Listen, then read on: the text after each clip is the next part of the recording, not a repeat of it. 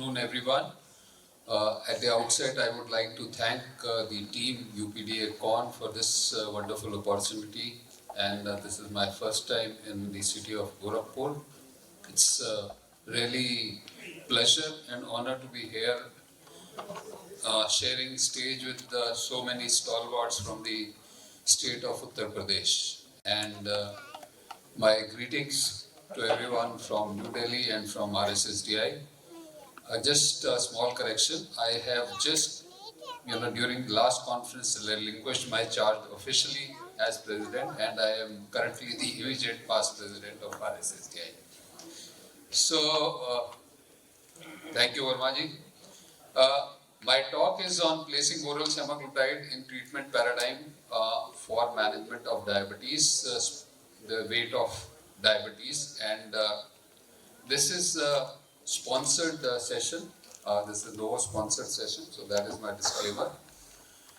We all know the diabetes and obesity, they are a deadly combination. At the time of diagnosis of diabetes, 88% of the people have overweight or obesity, and of the people living with diabetes in India, almost 77% are off target. They are not achieving target A1C as far as the A1C is concerned. We also know that diabetes is a major global healthcare challenge. We have huge population of people living with diabetes.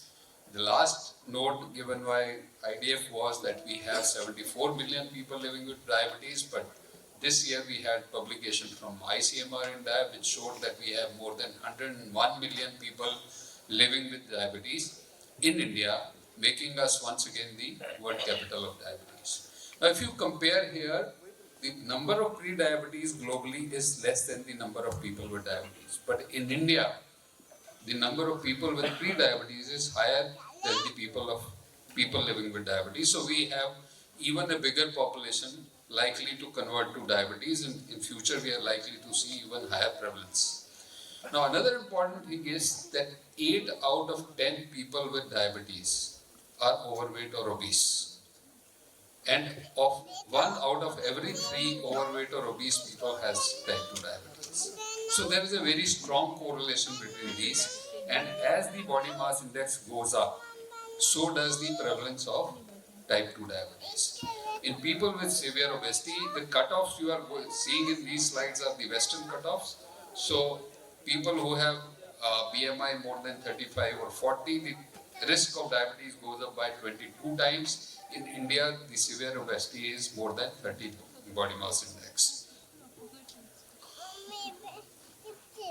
Now, another important thing is that we all know we are so-called thin-fat Indians. We have Asian Indian phenotype.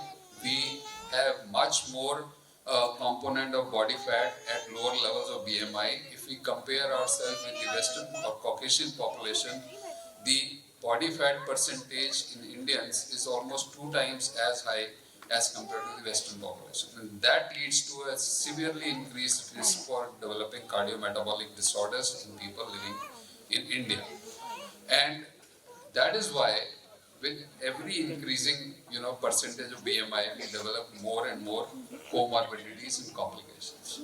Another important thing is, as the body mass index increases or as the obesity increases, the cost of managing diabetes also goes up because of the increased risk of developing complications. And if you look at the obesity class 3, where the BMI is more than 40, the cost of managing diabetes goes up by almost 50%.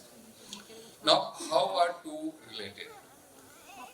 We always thought that insulin resistance and beta cell dysfunction are two co-defects in people with diabetes. But now we know possibly the root cause is the adiposopathy or ABCD, that is the new term for obesity, the adiposity-based chronic disease. Now, once you have excess accumulation of fat in body, it gets compressed in the adipose tissue. Adipose tissue cannot store more fat, so it starts spilling over free fatty acids. These free fatty acids go and deposit in the ectopic sites, namely liver, pancreas, muscle, and adipose tissue, visceral adipose tissue. And once this is tightly compressed, it becomes inflamed and dysfunctional. And this leads to development of pro-inflammatory, pro-coagulant state with development of insulin resistance on one side and beta cell dysfunction because of the lipotoxicity or glucolipotoxicity on other side. Now, once the person gets diabetes, it further leads to weight gain because of multiple reasons. There are medications which enhance weight gain in people with diabetes, like sulfonylurea or glutazones. They tend to get hypoglycemia, so there is defensive eating, which adds to weight gain. Then there is, neuropathy in so many people, which leads to a reduction in the physical activity, again promoting weight gain. And once there is weight gain, it leads to other complications like sleep disorder or, further decreases physical inactivity or mental health challenges and so on. So both